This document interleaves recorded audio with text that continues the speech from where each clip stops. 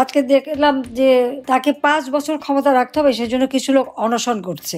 আমি বলবো যে তাদের তো ঘটা করে অনশন করার দরকার নাই। ইউনূসের এই 8 মাসের মধ্যে বাংলাদেশের মানুষ এমনি অনশনরত, যেখানে বাংলাদেশের মানুষের খাদ্যে আমরা স্বয়ংসম্পূর্ণতা অর্জন করে প্রত্যেকের অন্তত 2 বেলা 3 বেলা এমনকি 4 বেলাও খেতে পারি সেই ব্যবস্থা করেছিলাম। মাথা পিছু আয় আমরা বৃদ্ধি করেছিলাম, দারিদ্রের হার কমিয়েছিলাম। আজকে তো সেখান থেকে ইউনূস ভালোই আছে, কিন্তু সাধারণ মানুষ তো ভালো নেই।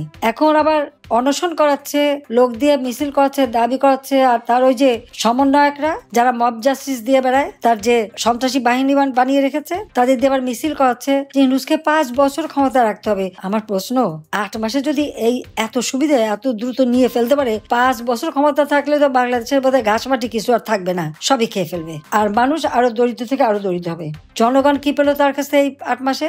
Mob justice. যেখানে সেখানে মানুষকে ধরে পিটিয়ে পিটিয়ে হত্যা করা, পুলিশকে পিটিয়ে পিটিয়ে হত্যা, আওয়ামী লীগ নেতাকর্মীকে হত্যা, সংখ্যালঘু সম্প্রদায়কে হত্যা, লুটপাট, অগ্নিসংযোগ, এমনকি আইনজীবী, সাংবাদিক, সাংস্কৃতিক কর্মী, নারী, শিশু কেউ তার হাত থেকে রেহাই পাচ্ছে না। তাদের মব জাস্টিসে আইন হাতে তুলে নিয়ে মানুষকে মারার লাইসেন্স। আর যখন কাউকে হামলা করে, আজকে আপনাদের এখান থেকে যেভাবে আমাদের নেতাকর্মীকে হত্যা করেছে, কিন্তু এর কোনো বিচার হয় না। উল্টো যদি নালিশ করতে গেলে যে আঘাতপ্রাপ্ত তাকেই অ্যারেস্ট করে, আর যারা করে তাদের কোনো কিছু বলে না। আইনের শাসন নাই, বিচার নাই, কিচ্ছু নেই। বিচার ব্যবস্থা সম্পূর্ণ ধ্বংস। সেখানেও ইউনূস বাহিনী মব জাস্টিস দেখিয়েছে। প্রধান বিচারপতিকে তার বাড়িঘর আক্রমণ করে তাকে পদত্যাগ করানো সেখানে। আর এই মব জাস্টিস করলে সেখানে কেউ যদি তাদের বিরুদ্ধে নালিশ করতে যায়, তাহলে যে ডেভিল হান্টিং এর নামে তাদেরকে গ্রেপ্তার করা, নির্যাতন করা, বিনা বিচারে বিনা দোষে মামলা দিয়ে হয়রানি করা। এটাই তো সাধারণ মানুষ পাচ্ছে। আজকে নারী শিশু ধর্ষণ, বাড়ি বাড়ি লুটপাট, মনে হয় যেন এটা একেবারে খুব সহজ একটা ব্যাপার হয়ে গেছে। যে কোনো সময় যে কোনো বাড়িতে ঢুকেই আমরা আসছি, আমরা সমন্বয়ক, বাস লুটপাট শুরু হয়ে গেল। আপনাদের এখানে এটা আছে বলে লুট করবে, লুট করে আগুন দিয়ে থুয়ে যাবে বা মারবে, কোপাবে। এটাই মানে ইউনূসের মব গ্যাং যা বলবে সেটাই আইন। এখানে আর কোনো আইনের কোনো ধারা নাই, আইনের কিছুই নাই। এটাই অবস্থা।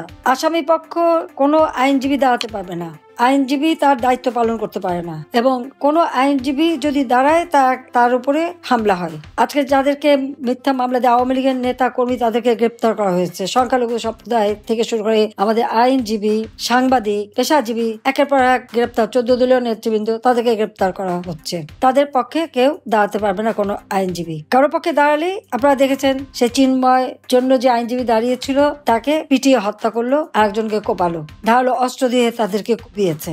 এমনকি বার কাউন্সিলের যে পরীক্ষা হয়, সেখানে ইতিমধ্যেই তারা আওয়ামী লীগ বা মুক্তিযোদ্ধা পরিবার কেউ কোনো আইনজীবী ওখানে বারের জন্য পরীক্ষা দিতে পারবে না। শুধুমাত্র জামাত, ওই হিজবুত তাহরির, বিএনপি তারাই দিতে পারবে, আর কেউ দিতে পারবে না। এটা হলো বৈষম্যহীনতা। এর নাম হলো বৈষম্যহীন। সেই বৈষম্যহীনতা এখানেও দেখাচ্ছে। আমাদের 93 জন আইনজীবী যারা আমাদের নেতা কর্মীদের পাশে দাঁড়িয়েছিল, একই দিনে তাদেরকে গ্রেপ্তার করলো। আমি জানি না পৃথিবীতে এরকম কোনো ঘটনা আর কোথাও ঘটেছে কিনা। ইউনূস সাহেব ক্ষমতা এসে যেটা করে দেখালেন, রাজনৈতিক নেতাদের কোর্টে যখন আনা নেওয়া হয় তখন তাদের উপরে হামলা করা হয়। যেখানে পুলিশ পহরায় নিয়ে আসে সেখানে হামলা করে কিভাবে?